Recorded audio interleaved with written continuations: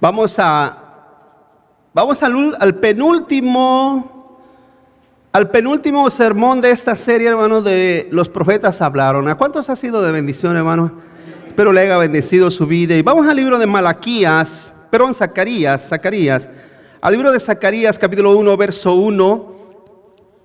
Como le comento, es el penúltimo profeta. Gloria al Señor. Zacarías 1, verso 1 dice: en el 8º mes del año segundo de Darío vino palabra de Jehová al profeta Zacarías, hijo de Berequías, hijo de Ido. En el tema de esta mañana, iglesia, a través del profeta Zacarías, es la gloria del Mesías. La gloria del Mesías. Padre, gracias, Señor, por tu palabra. Te pedimos, bendiga, Señor, bendiga nuestro corazón, bendiga nuestra alma a través de ella. Te agradecemos, Señor, porque tú eres bueno, mi Dios. Tu gracia y tu amor siempre ha sido eterna. Y, Señor amado, siempre será la gloria, Señor, en nuestras vidas. Tu gracia y tu amor. Te pedimos en el nombre de Jesús, seas glorificado, Señor. Amén y amén, Padre. Tome su asiento, iglesia. Tome su asiento, hermanos. Gloria a Dios. Zacarías, iglesia, al igual que Ageo, como predicaba hace 15 días, hermanos, son dos de los profetas que nacieron en el exilio, que nacieron en Babilonia, nacieron allá afuera, fuera de la región y de la tierra de Israel. Y este joven, por así decirlo, porque en realidad muchos piensan que Zacarías era un profeta muy joven, quizás entre 25 o 30 años, que en aquellos tiempos en realidad es una edad muy joven. Es enviado de regreso, hermano, a la ciudad de Jerusalén para que restituyan una vez más el culto a Dios, que restituyan una vez más el templo del Señor.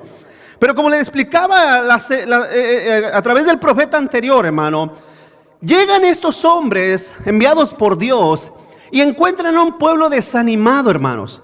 Encuentran a un pueblo desalentado, un pueblo sin deseo. ¿Por qué? Bueno, imagínense, habían pasado aproximadamente 75 años, hermano. La ciudad y la tierra estaba desolada. No había básicamente nada. No había un lugar donde reunirse.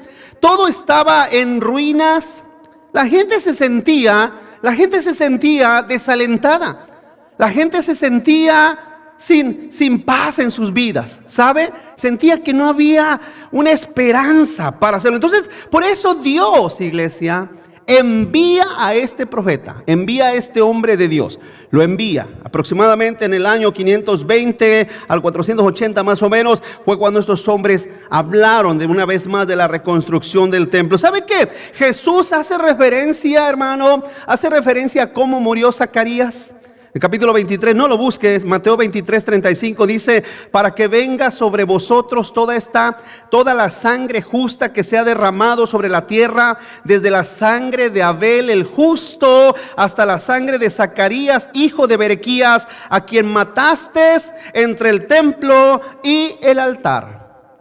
Entonces este hombre, iglesia, Zacarías, murió apedreado.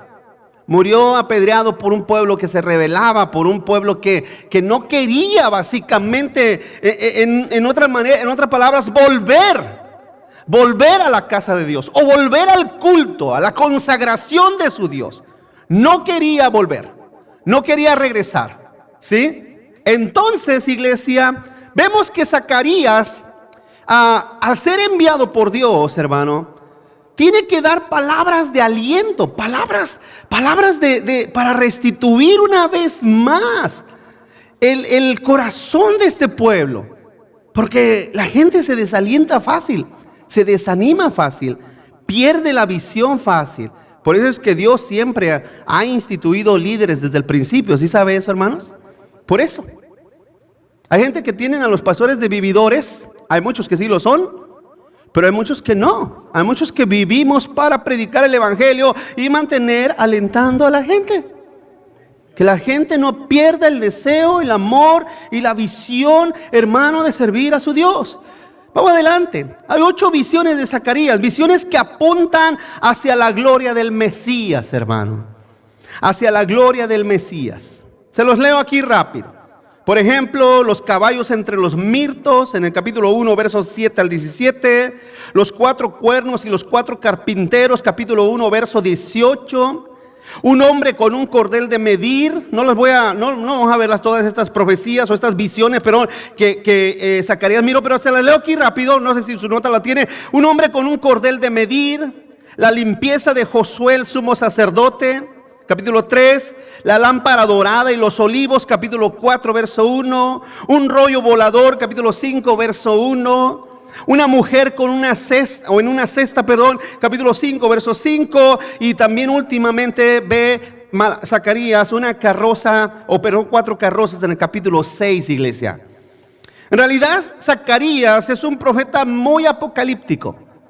Zacarías, igual que Daniel, igual que Ezequiel, son profetas que miran visiones hacia la eternidad, hacia el futuro, hacia adelante. Esos hombres no solamente se pararon a animar al pueblo y a decir o a hablar palabras para que la gente se animara, sino que también, iglesia, miraron y tuvieron visiones acerca de la gloria futura de Dios, específicamente del Mesías. Vamos a punto número 1. Dios conoce todo. Dios lo conoce todo y en nada lo podemos engañar. ¿Cuántos dicen amén, hermanos? Dios lo conoce todo. Capítulo 7, verso 1. Vamos a Zacarías. Capítulo 7, verso 1.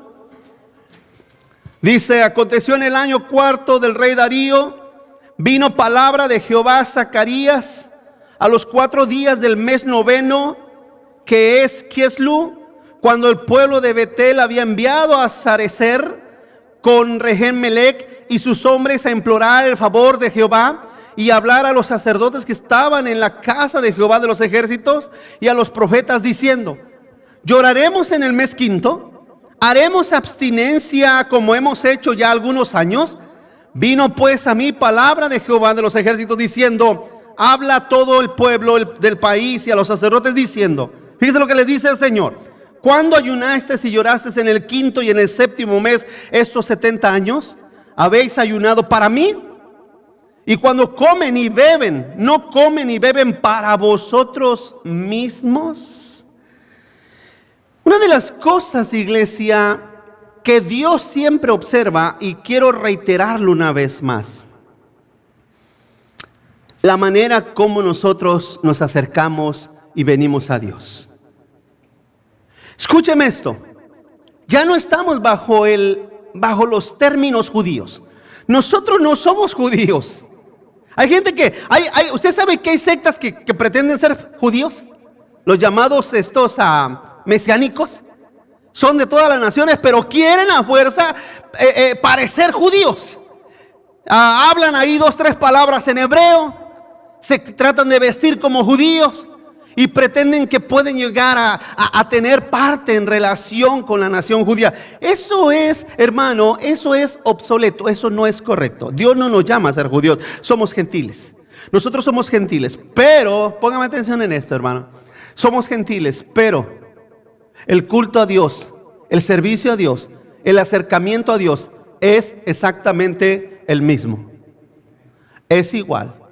Dios no ha cambiado. ¿Cuántos saben aquí que Dios ha salvado gente de toda nación, pueblo y lengua? Y nosotros estamos entre esa nación y lengua. ¿Y sabe qué, hermano? Escúcheme. Fíjese lo que aquí Dios le dice al pueblo hebreo. Fíjese lo que le dice. Van estos hombres y le preguntan a Zacarías: oye, tenemos que seguir orando y tenemos que seguir ayunando. ¿Qué nos recomiendas? Y entonces el Señor le contesta por medio de Zacarías y le dice: dile a ellos, contéstales. Cuando ustedes oran, ¿me oran a mí? Cuando ustedes se abstienen de alimento, ¿están ayunando por mí? Cuando ustedes comen y beben, ¿lo hacen porque me quieren honrar? En otras palabras, hermano, el pueblo básicamente, como le decía hace unas semanas, y le explicaba, el pueblo, hermano, en su corazón estaba lejos de Dios, hermano. ¿Qué habían pasado 70 años? ¿Qué habían pasado en esos 70 años? El pueblo del Señor se había alejado de su corazón a Dios, hermano. Había alejado de su corazón a Dios. En el verso 5, mire lo que dice el verso 5. Dice: ¿para quiénes ayunaban realmente? En el verso 5 dice, ahora dice, cuando ayunan y lloráis en el quinto mes, en el séptimo mes de los 70 años, habéis ayunado para mí.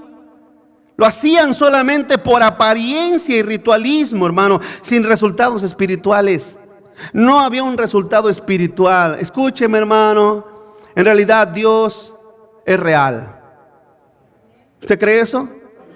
Cuando nosotros oramos, cuando nosotros cantamos, cuando nosotros estudiamos su palabra, estamos orando, cantando al Dios verdadero, al Dios vivo. Y tenemos que entender eso. No lo busque, dice Isaías 58, verso 3. Dice, ¿por qué dicen ayunamos y no hiciste caso? Isaías 58, verso 3 dice, humillamos nuestras almas y no te diste por entendido. He aquí que en el día de vuestro ayuno buscáis vuestro propio gusto y oprimís a todos vuestros trabajadores.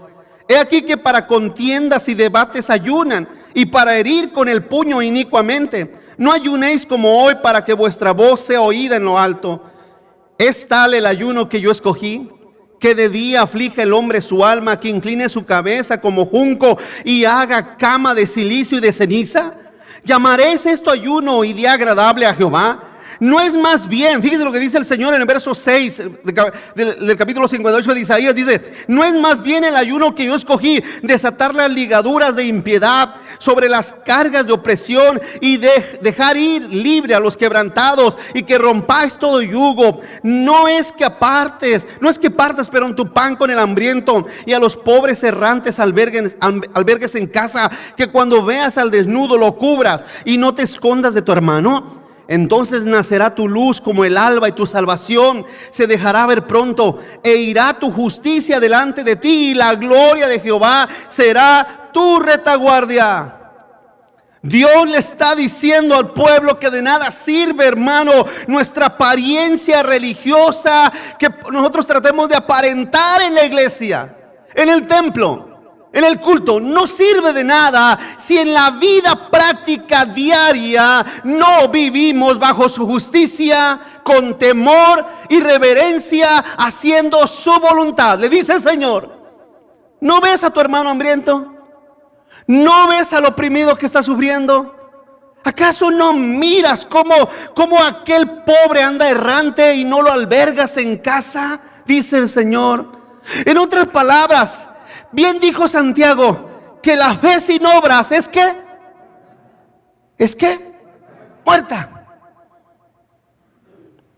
¿Por qué? ¿Por qué usted cree que Dios no acepta el catolicismo, iglesia? Anoche hablábamos en la reunión de los hermanos. ¿Por qué usted cree que Dios no acepta el catolicismo? ¿Por qué cree que es detestable? ¿Sabe por qué? Porque el catolicismo solamente es una reunión dominical, pero no hay una transformación real en la vida práctica diario. ¿Sí o no? ¿Alguna vez usted fue católico? ¿Fue católico? Levante la mano, ¿cuántos fueron católicos? ¿Íbamos a misa? Pero vivíamos exactamente igual. ¿Sí o no, hermano? Dice un hermano, salíamos y a rayarle la mamá a todo el mundo. Es una realidad. Por eso esos ritualismos no tienen significado delante de Dios. Pero es una cosa, si no tenemos cuidado, nos vamos a convertir en cristianos católicos. Si no tenemos cuidado, nos vamos a convertir exactamente en la misma forma de religiosidad, en la cual vamos al culto el domingo, hermano, sin interés, sin deseo de cambio, de transformación, y básicamente nuestra vida seguirá igual. En realidad a Dios no le importaba si el pueblo ayunaba o no. Hay gente que me ha preguntado, pastor, ¿puedo ayunar? Ayuna, no importa. Pastor, ¿tenemos que ayunar? Si ayunas bien, si no ayunas bien. En realidad no es eso lo que importa. De hecho, Jesús en el Nuevo Testamento le dice a los fariseos, ustedes no sean como los hipócritas que cuando ayunan se demudan el rostro, andan con una apariencia de, ay, estoy en ayuno y oración. No hagas eso. ¿Se recuerda que le dijo el Señor? No hagas eso. Peínate, báñate, lávate los dientes, que no se den cuenta que estás ayunando. Porque el ayuno en realidad no es la práctica religiosa, no es eso. Lo que Dios desea es una transformación del corazón, del alma, hacia con nuestro hermano, con nuestro prójimo. Por eso el segundo mandamiento es, amarás a tu prójimo como a ti mismo.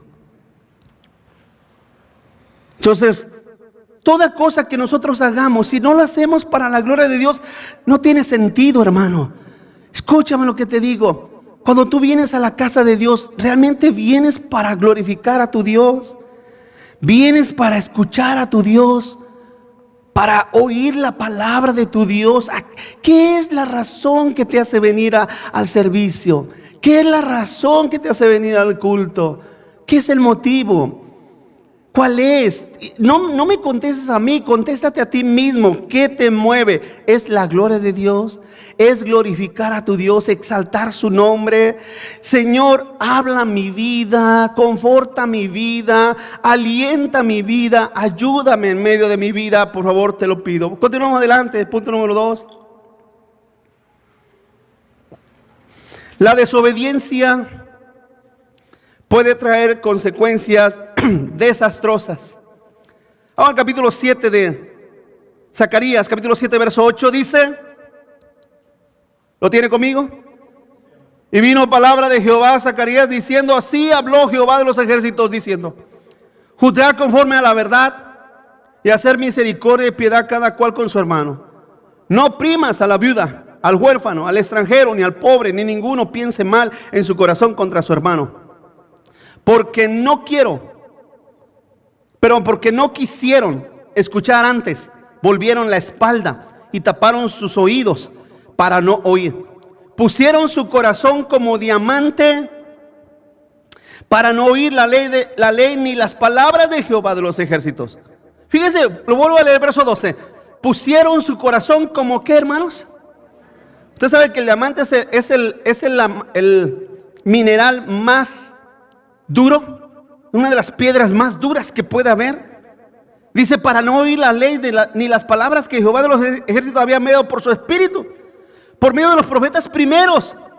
Vino por tanto gran enojo de parte de Jehová de los ejércitos, y aconteció que así como él clamó y no escucharon, fíjense lo que dice, también ellos clamaron y yo no escuché, dice Jehová de los ejércitos, sino que los esparcí con torbellino por todas las naciones que ellos no conocían, y la tierra fue desolada tras ellos, sin quedar quien fuese ni viniese, pues convirtieron en desierto la tierra deseable. Aquí Zacarías está recordando lo que 80, 90, 100 años, 200 años atrás, por medio de aquellos otros profetas les había enviado a decir. ¿Se recuerda que lo hemos visto a través de esta serie, hermanos? Dios enviaba profetas. Arrepiéntanse para que no venga la destrucción. Vuélvanse de sus malos caminos para que no venga la destrucción. Qué tremendo, hermano. ¿Qué sucedió? Desobedecieron, vinieron los enemigos, destruyeron la ciudad, se los llevaron cautivos, a muchos los mataron a espada. Hermanos, ¿cuántos aquí saben que Dios es bueno? Fíjense lo que dice la Escritura, que Dios es bueno, pero también Dios es fuego. En otras palabras, Él está dispuesto a cumplir su promesa de bendición, pero también está dispuesto a cumplir su promesa de castigo. Y Él dijo, el que cree en el Hijo tiene vida. El que no cree en el Hijo será ¿qué? O mejor dicho, ya es condenado. Dios está dispuesto a cumplir su promesa de bendición, pero también sus promesas de condenación y de castigo están, hermano, a Dios en su mano. Y déjame decir una cosa, al parecer Dios no la piensa dos veces. Dios no piensa dos veces, Dios lo hace, lo lleva a cabo. Dice Lamentaciones, capítulo 3, verso 64, dice, fíjense lo que dice, dales el pago, oh Jehová, según la obra de sus manos, entrégalos al endurecimiento de corazón, tu maldición caiga sobre ellos. Fíjense la oración de Jeremías, hermanos. ¿Está aquí conmigo? Fíjese la oración de Jeremías, igual que Moisés, igual que Pablo con Alejandro el Calderero. Al parecer llegaba un hastío al corazón de estos hombres, al grado tal que ellos, Jonás también le pasó lo mismo.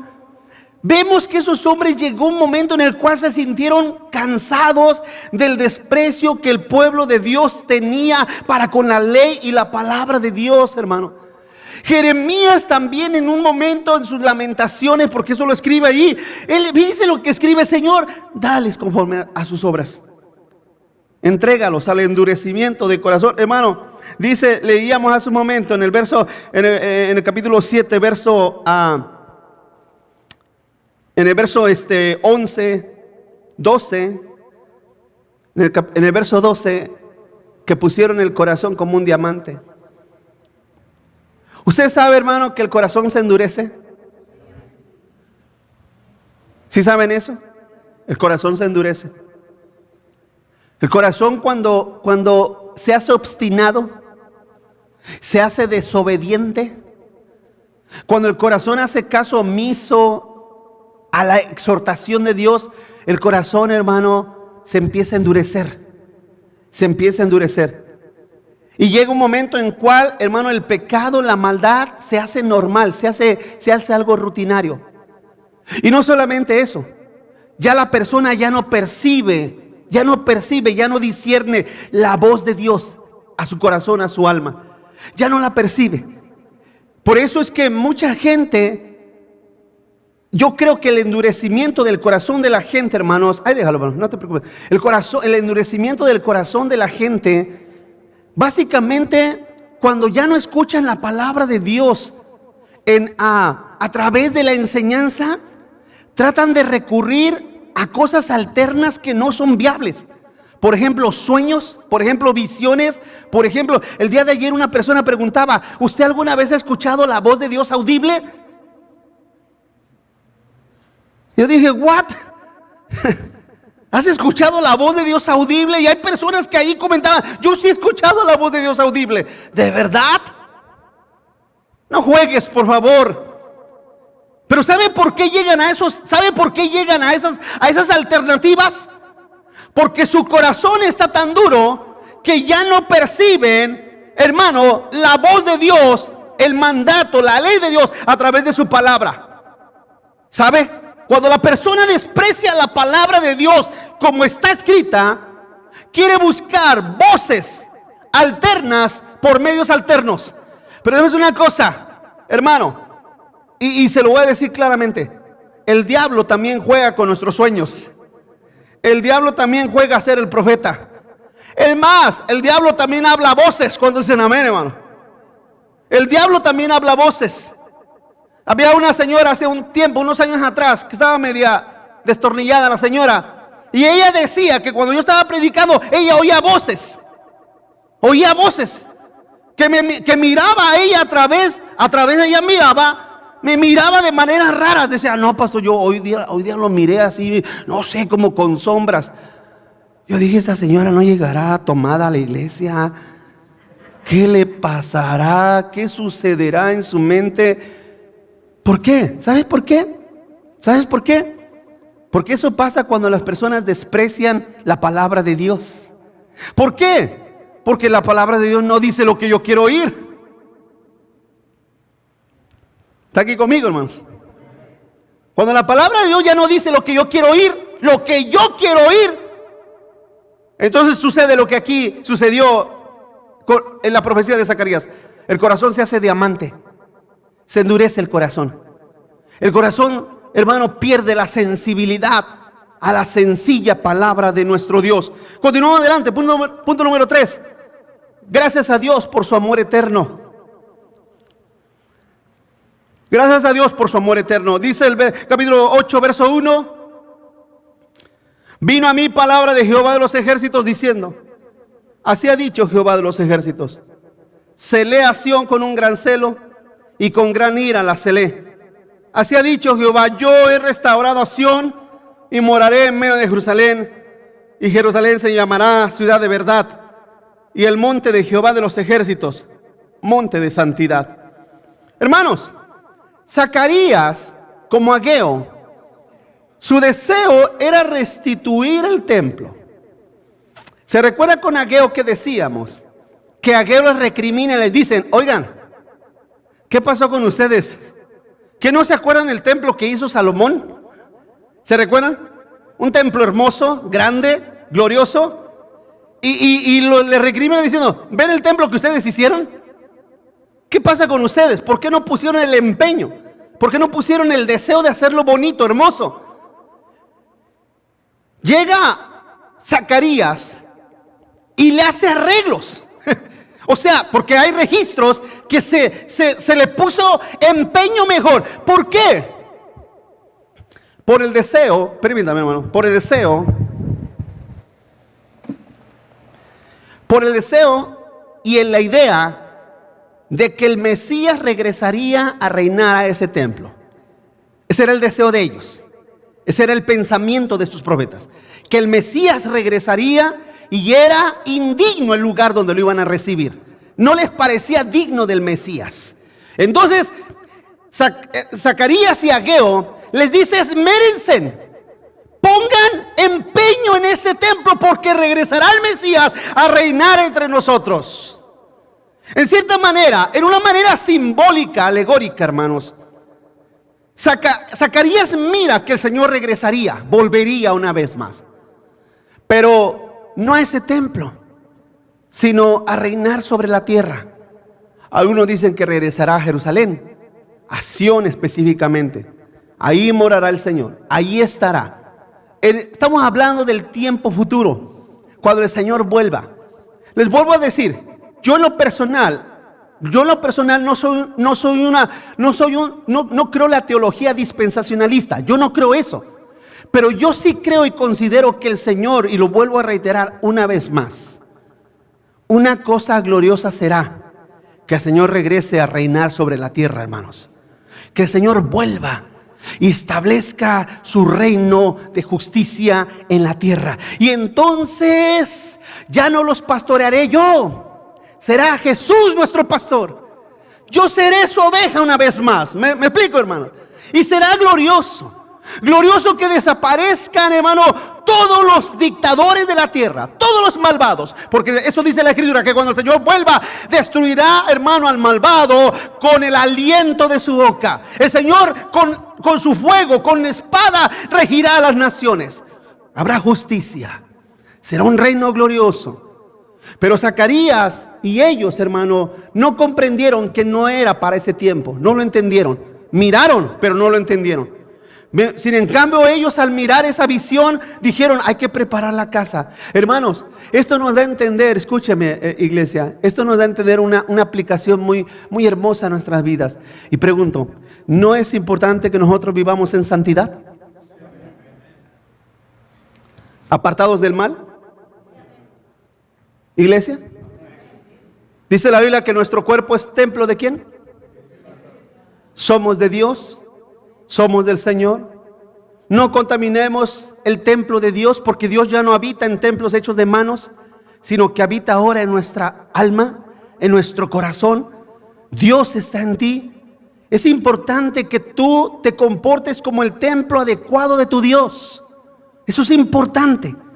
Continuamos adelante. Punto número 4. Un regocijo futuro por Israel y por su iglesia. Un regocijo futuro por Israel y por su iglesia. Vamos al capítulo 8, verso 20. Un regocijo futuro por Israel y por su iglesia. Capítulo 8, verso 20 dice: así ha dicho Jehová de los ejércitos: aún vendrán pueblos y habitantes de muchas ciudades, y vendrán los habitantes de una ciudad a otra, y dirán: vamos a implorar el favor de Jehová y a buscar a Jehová de los ejércitos. Yo también iré. ¿Se recuerda que David dijo: yo me alegré con los que me decían: a la casa del Señor iremos?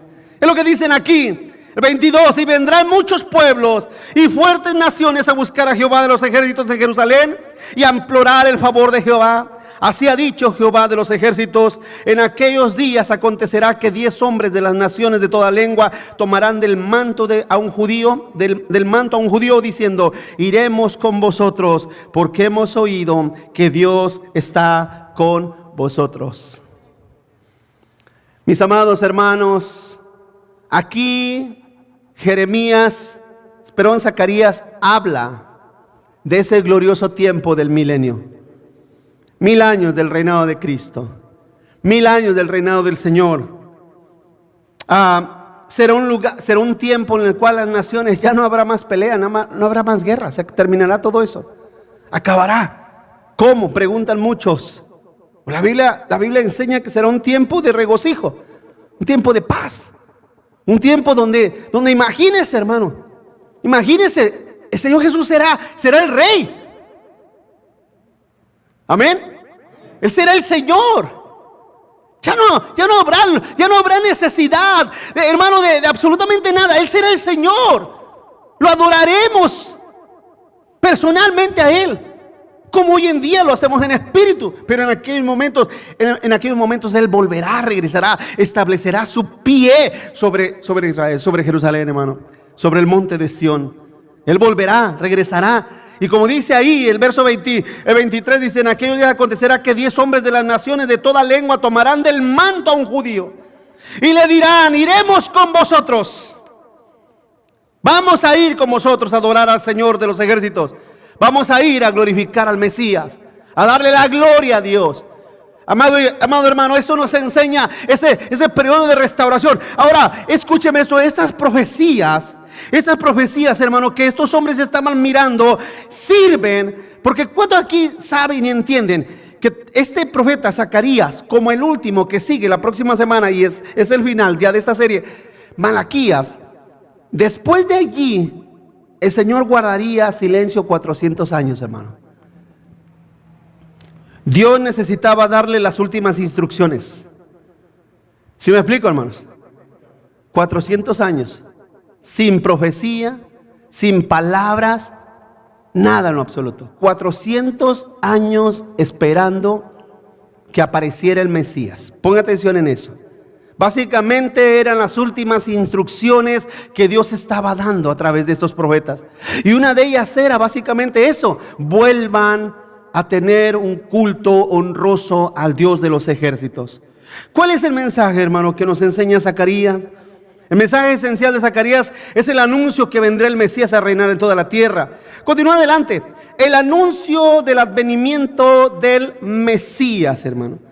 Mire cómo este hombre lo miró claritamente. Capítulo 9, verso 9 de Zacarías dice: alégrate mucho, hija de Sión, da voces de júbilo, hija de Jerusalén. He aquí tu rey vendrá sobre ti, justo y salvador, humilde y cabalgando sobre un asno, sobre un pollino, hijo de asna. Y de Efraín destruiré los carros y los caballos de Jerusalén, y los arcos de guerra serán quebrados, y hablará paz a las naciones, y su señorío será de mar a mar, y desde el río hasta los fines de la tierra. Cuando vino Cristo, vino como un humilde siervo, vino a servir. El Hijo de Dios vino a servir, vino a servirnos. Fue nuestro Salvador, fue el Cordero manso y humilde que volvió, hermano, regresó, pero vino a la tierra como un manso siervo de Dios. Así, un hombre que no hizo mucho. Imagínese, nació en un lugar totalmente nada digno de un rey. Vivió entre la clase más pobre, hijo de un carpintero, o criado por un carpintero, mejor dicho, hijo de María, una de las 50,000 vírgenes que había en la tierra de Israel. Su vida era básicamente de lo más elemental que pudo haber habido. Creció, aprendió la obediencia, dice Hebreos. Aprendió a obedecer, a ser siervo sufriente. Pero vino con esa misión, que se hizo hombre con nosotros, para que a través de su humildad pudiéramos nosotros tener un ejemplo de la vida de Cristo. ¿Se recuerdan en Juan capítulo 12 que el Señor Jesús manda a sus apóstoles que vayan a traer un burrito? ¿Se recuerdan? Le dijo: vayan a la aldea de enfrente y van a encontrar una asna con su pollino, su burrito pequeño. Desátenlo, tráiganmelo. Y si alguien les pregunta para que lo quieren, díganle solamente: el maestro lo necesita. Y fueron y lo trajeron. Y se cumple lo que Zacarías está mirando. Ahí dice: he aquí tu rey. En el verso 9, he aquí tu rey vendrá, justo y salvador, humilde y cabalgando sobre un asno. Vemos la humildad del Mesías. Vemos la humildad, hermano, del Salvador. Y dice ahí en el verso 10, en la segunda parte, dice: hablará paz a las naciones, y su señorío será de mar a mar, y desde el río hasta los fines de la tierra. Hermanos, la gracia de Dios abarca todo eso.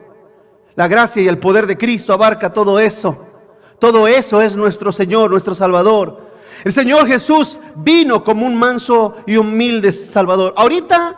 Ahorita todo el mundo se burla de Él. Mucha gente se burla de Él. Se ríen, se mojan de Cristo.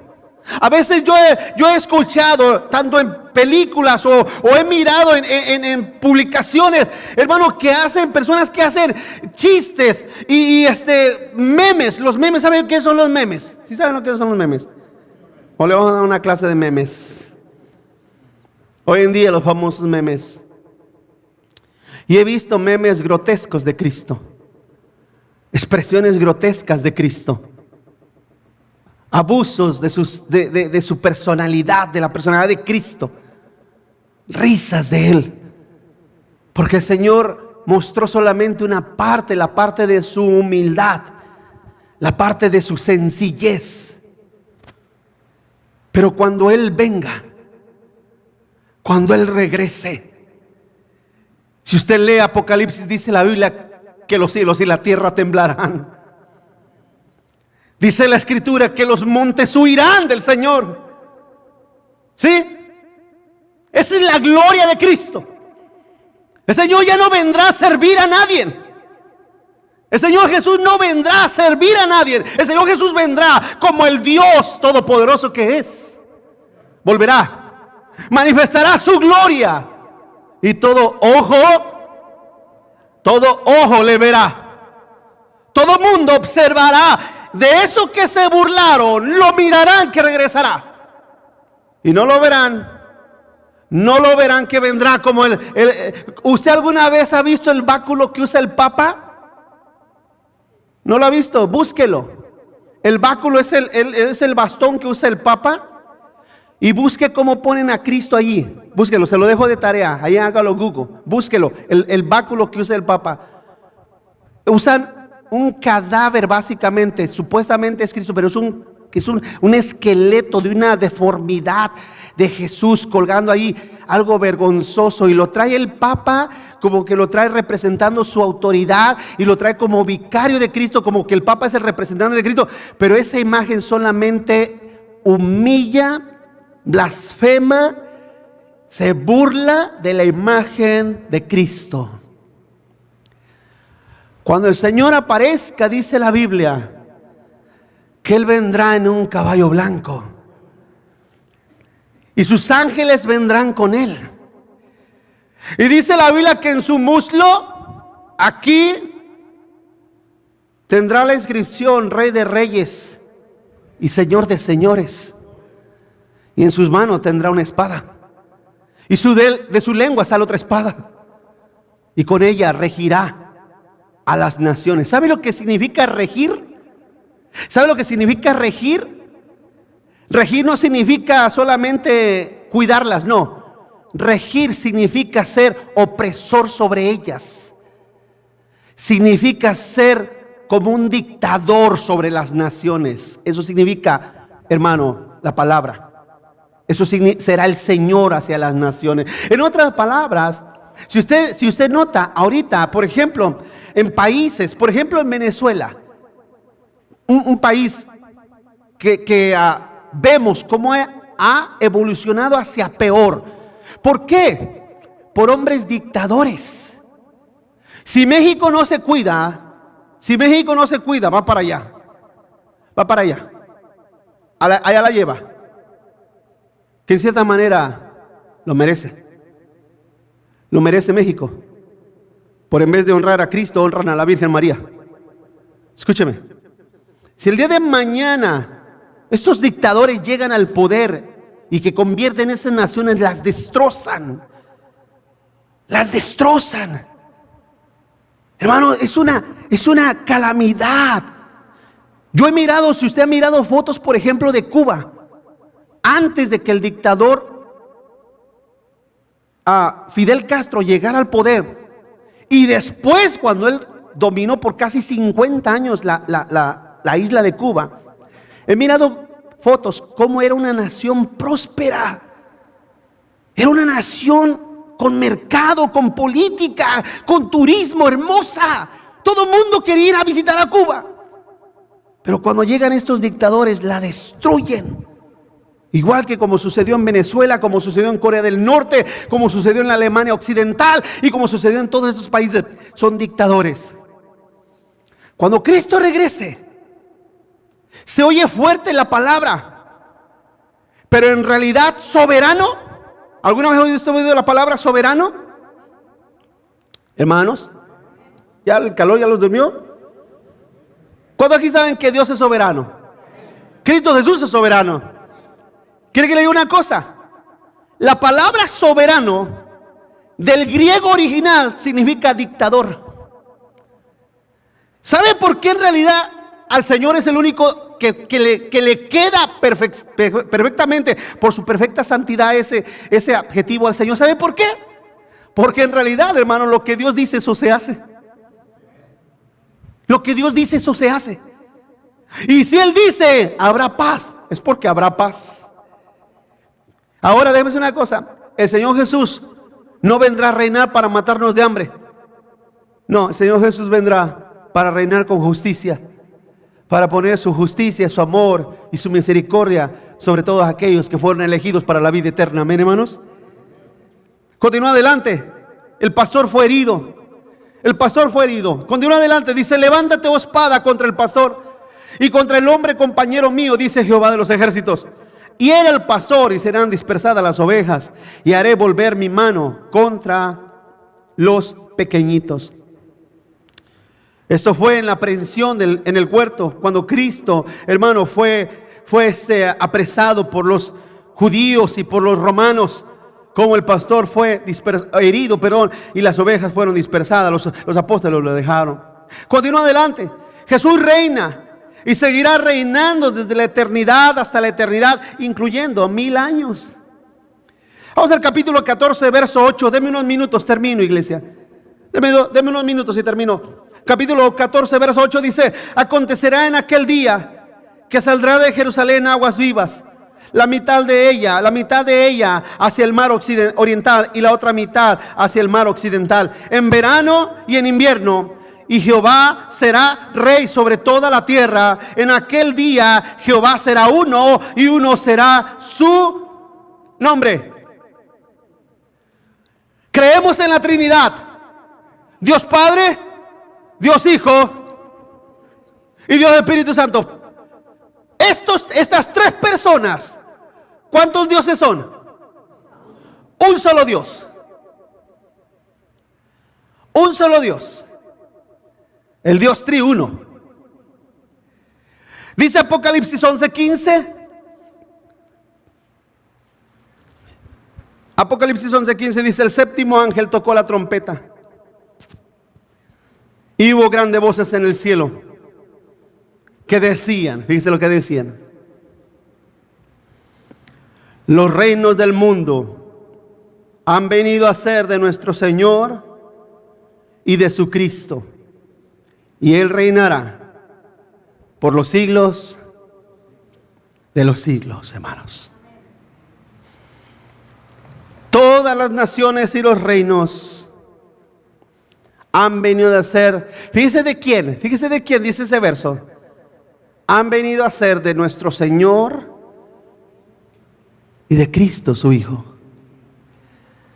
Hermanos, el Señor no dejará que nadie se apropie de lo que es suyo. ¿Ha leído que la Biblia dice que la tierra de Jehová es la tierra de su plenitud? Y todo lo que en ella habita. En cierta manera Dios prestó, o Dios ha hecho del mundo y de la historia como una escena teatral. Una escena teatral. Ha hecho del mundo y de la historia una escena de teatro. ¿Sí? Donde ha habido muchos participantes. Y en medio de esa historia de teatro, en medio hay una cruz. Y ahí murió el Hijo de Dios. Ese Mesías partió la historia. ¿Sí? Escúcheme. ¿Sabe de qué trata la obra, toda la obra teatral? ¿Sabe de qué trata? No trata de nosotros, téngalo por seguro. No es nuestra historia. No es la nuestra, hermanos. No es la nuestra. Es la historia de Dios y de su Hijo Jesús. Es la historia de la gloria del Mesías. De eso se trata la historia. Nosotros simple y sencillamente somos invitados a la gloria de Dios, a la eternidad, y a la cual heredamos por medio de la fe. Amén, hermanos. Por medio de la fe. ¿Tienes fe? Bienaventurado aquel que tiene fe. Si no tienes fe, pídesela al Señor. Pídesela al Señor. Amén, hermanos. Dijo Calvino, nadie. Fíjese. Este hombre de Dios dijo, nadie. Nadie está impedido a tocar a la puerta de la misericordia de Dios. Nadie. Hermanos, ¿usted no tiene fe? La fe que salva. No me refiero a la fe común que tiene todo el mundo. No, porque hay gente que dice, no, yo tengo fe en Diosito. No estoy hablando de esa fe. Estoy hablando de una fe que te salva. Una fe en la cual tú tienes certeza de que eres hijo de Dios. En la cual tienes certeza de que al morir tú vas a la presencia de Dios. ¿Tienes esa clase de fe? ¿Sí? ¿Tienes esa certeza de que tus pecados han sido perdonados? Han sido borrados, limpiados, ya no existen más. ¿Tienes esa fe? Esa fe es la que te hace partícipe del reino de Cristo, del reino de Dios. Esa fe. No la fe que no transforma, no la fe que no cambia, no la fe que no hace nada en tu vida. No, esa clase de fe. Dice la Biblia que los demonios también creen y tiemblan. Porque ellos ciertamente también tienen cierta fe, ¿verdad, hermanos? Termino diciendo que toda profecía hecha por el Señor se cumplió y se cumplirá. Toda profecía hecha por el Señor se cumplió y se cumplirá. Segundo, el Mesías volverá y establecerá un reino que será puesta su justicia y temor en la tierra. Para que usted aprenda y entienda qué es el cumplimiento de las profecías del Señor. Será puesta su justicia y temor en la tierra. Y por último, este profeta visualizó 8 veces al Mesías que vino y regresará, hermanos. Si usted tiene tiempo, lea el libro completo de Zacarías en su casa, léalo, o quizá ya lo leyó durante esta semana, pero léalo. Y, hermano, este hombre vio 8 veces al Mesías, cosa que ningún otro profeta miró tanto, hermano. Este profeta que tuvo un periodo de profecía tan pequeño, miró, hermano, al Mesías regresar, volver, establecer su reino, establecer su justicia, establecer su paz. Hermanos, su iglesia debe de seguir esperando el regreso del Señor. ¿No se te ha olvidado eso? ¿No te ha olvidado eso, iglesia? Señor volverá, ¿no? Señor volverá, regresará. Señor regresará, establecer su justicia, su reino. Establecer, hermano, todo lo que Él ha prometido en su palabra regresará, volverá el Señor. Y su iglesia debe de esperarlo. Debe de esperarlo, debemos vivir con esa esperanza. Debemos esperar el regreso de nuestro Señor para establecer un reino que Él será el juez justo, el Rey de los siglos, el Señor de señores. Vamos a orar, hermanos. Incline su rostro y oremos.